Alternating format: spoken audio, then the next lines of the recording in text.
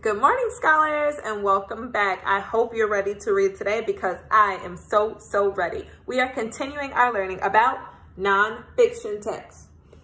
Remember when we were reading fairy tales? There are lots of different characteristics of fairy tales that helped us to know what we could look for when we were reading a fairy tale. Nonfiction books are the same way. There are different characteristics that almost all nonfiction books have. But instead of calling them characteristics, we call them text features. Text features.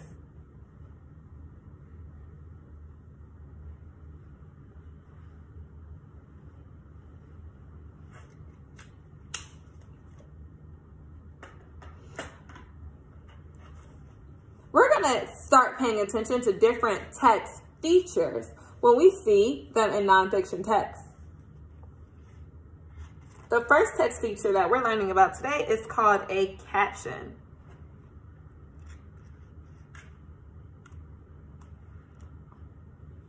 A caption is a little box or group of words underneath or beside a picture that lets us know what the picture is about. They help the reader understand the picture better, and they're separate from the rest of the text. Next is labels. Whenever you see a little word with an arrow pointing to a picture, that's a label. Labels help the reader identify a picture or something in the picture. You use labels all the time in your writing already.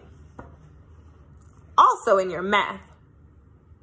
When we read nonfiction text, we know that we need to be ready to learn new facts, but we also need to be ready to pay attention to the text features we see in the text and to notice when they help us learn new information. To do that, we're going to pay attention to the text features that the author includes. We're going to think about what the text features tell us about the topic, and we need to understand why the author included the text feature. The nonfiction book that we're reading today is called The Moon Book. Just by looking at the front cover and reading the title, I can tell that this book is going to teach us all about the moon. As we read today, I want you to watch how I pay attention to the text features the author includes. We're going to look for captions and labels. When we see them, we'll think about what they help us understand and why the author included them. Let's see what we can learn in our nonfiction book today.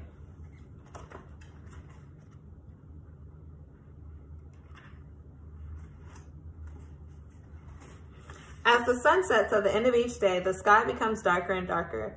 On many clear nights, our moon shines brightly in the night sky. Already, I see a label. This label helps me know that this is a picture of the moon. Point to the label.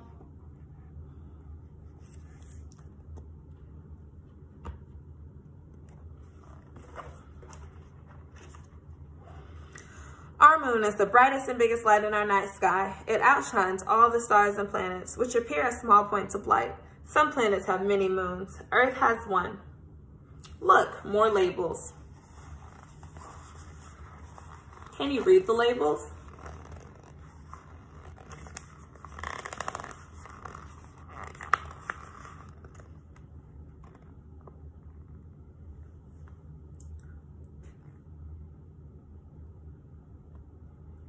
That's right. Try reading the second label.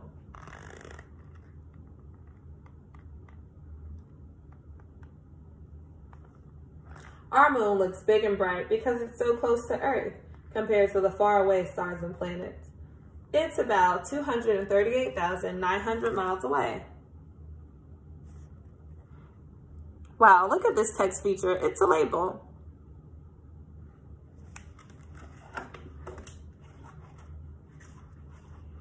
The moon makes no light of its own to shine. It is bright in the night sky because it reflects the sun's light. It's about 1/4 the size of Earth. It's made up of rock and dust. There's no air or sign of life. Wow, look at the captions by Earth. Most astronomers and other scientists think our moon formed about 4.5 billion years ago. Some believe something collided with Earth that tossed out a cloud of rock and debris. While orbiting around Earth, the rock and debris came together to form the moon.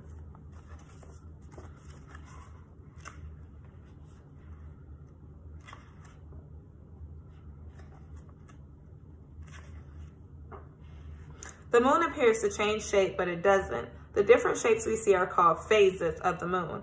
We are seeing different amounts of light being reflected on the moon. How much light we see depends on the position of Earth, moon, and the sun.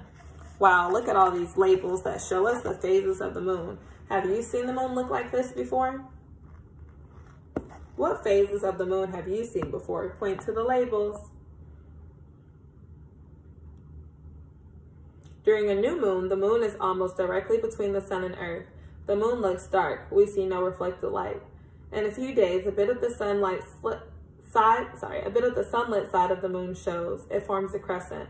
When the moon is a quarter of its way around the Earth, it is in its first quarter phase. We see it as half-lit. It is sometimes called a half moon.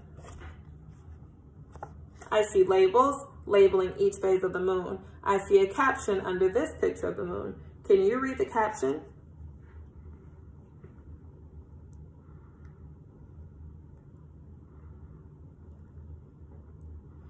That's right, the moon is waxing when the lit surface we see is getting bigger. Good reading.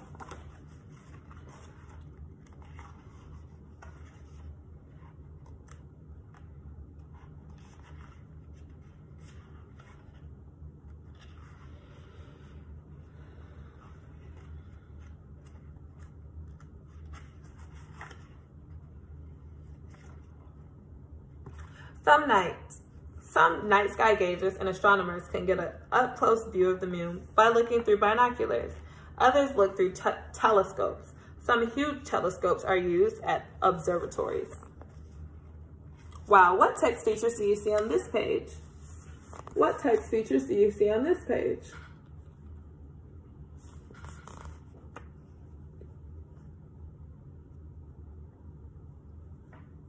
That's right, you see word labels, labeling the binoculars, labeling the telescope, and labeling the observatory. Word labels.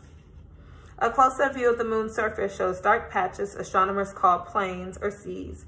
Other areas are covered with craters, mountains, and valleys. The moon's craters were formed between 3.5 and 4.5 billion years ago when meteors pounded its surface. What text features do you see here?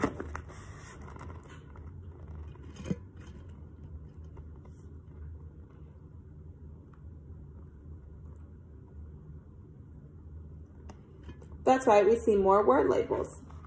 Labeling things that you can see on the moon: mountains, valleys, craters.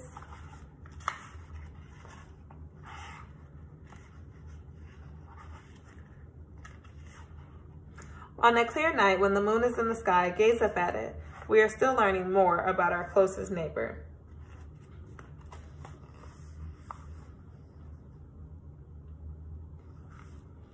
Wow, let's think about what the text is mostly about. We saw a lot of labels labeling different parts of the moon, different things that the moon does, and different things that we can notice about the moon from Earth. What is the story mostly about? What's the main idea of the story?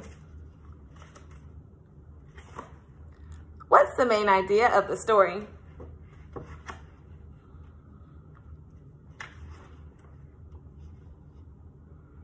That's right, the story is mostly about the moon, and the author wanted us to learn different facts about the moon. Today, as good readers, we thought about what we already knew, what we wanted to know, and what we could learn about the moon. We paid attention to text features. We learned about captions and labels. I'm excited to read with you again tomorrow. Have a great day.